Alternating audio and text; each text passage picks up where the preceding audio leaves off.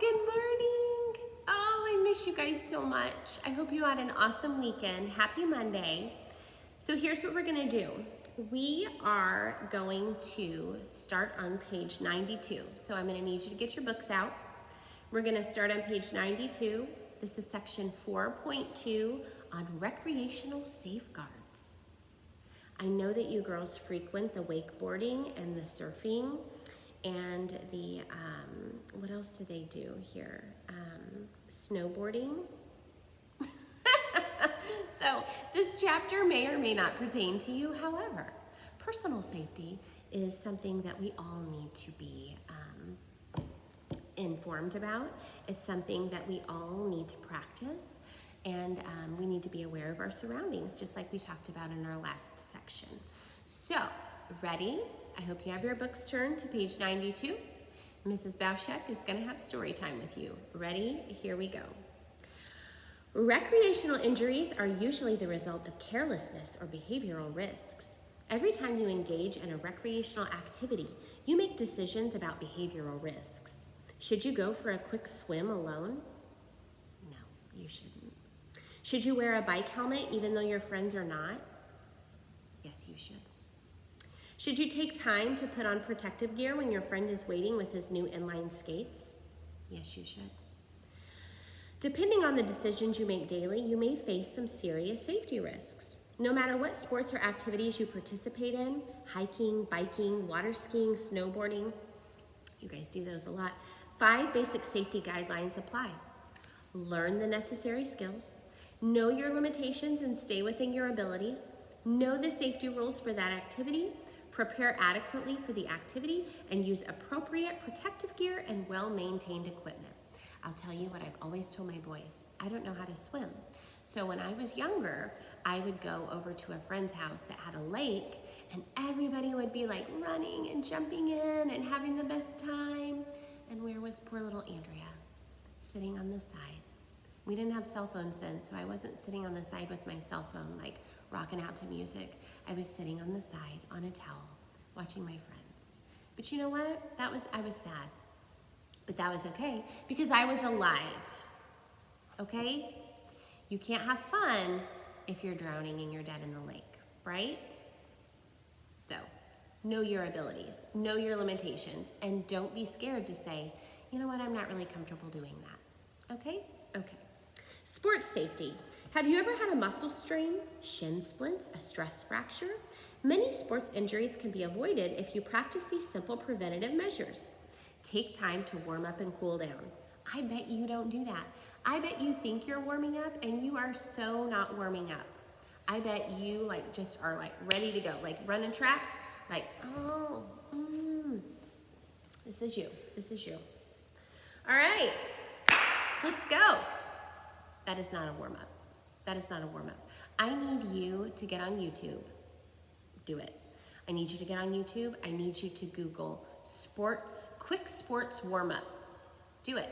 Quick sports warm up and see what it looks like. That is how you warm up your muscles. I bet you don't do that. You need to do that. You expect your muscles to perform at top peak performance level, but you don't warm them up, right? No, you can't do that.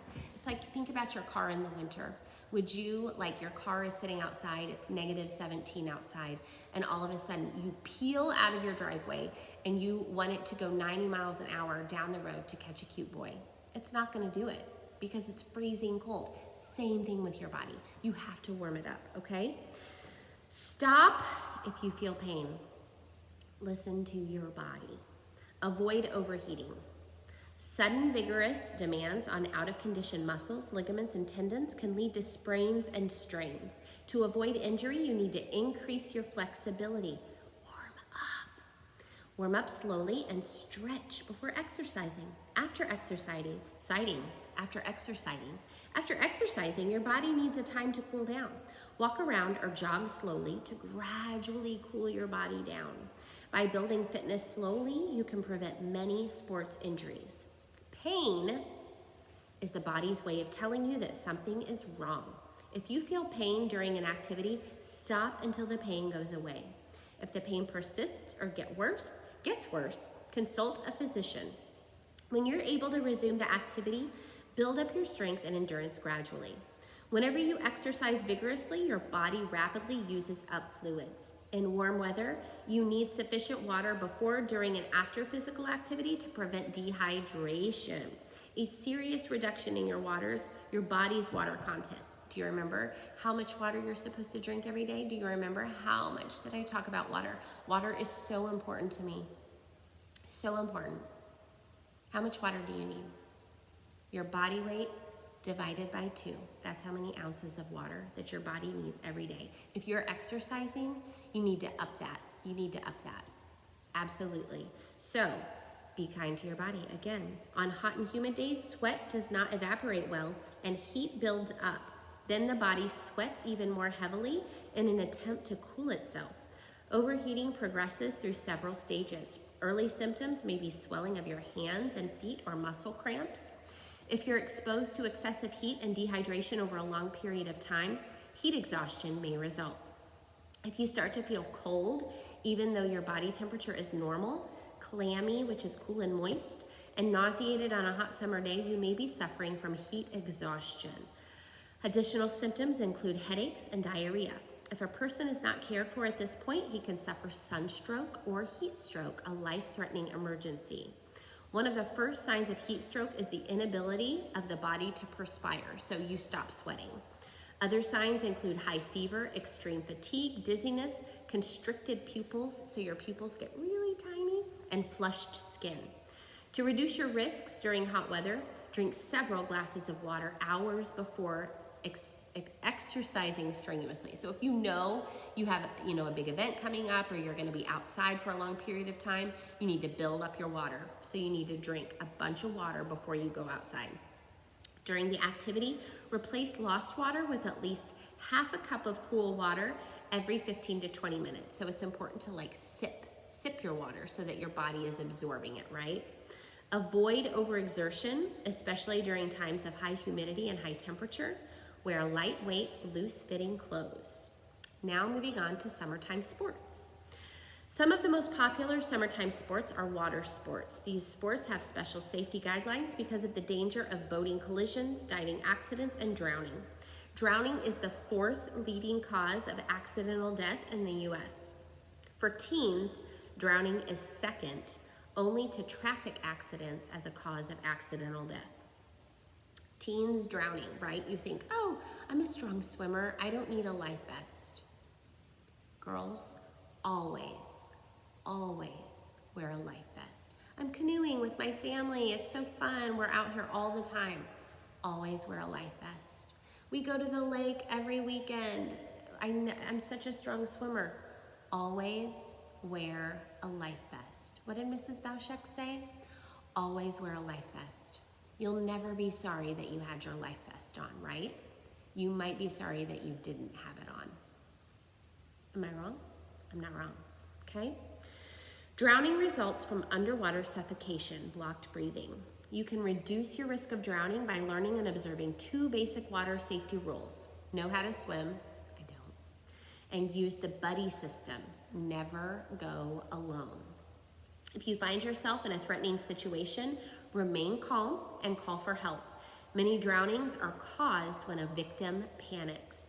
The following techniques could save your life should you find yourself stranded in the water without a flotation device. The back float. This technique enables you to rest in the water if you get a cramp or become overtired. Simply turn onto your back, relax, and try to breathe naturally. Float until the cramp subsides or until you regain your strength. Treading water. This technique is essentially swimming in place. Slowly move your legs as if you were pedaling a bicycle, like this, right? Your legs at the same time. Slowly sweep your arms back and forth to help you keep your balance.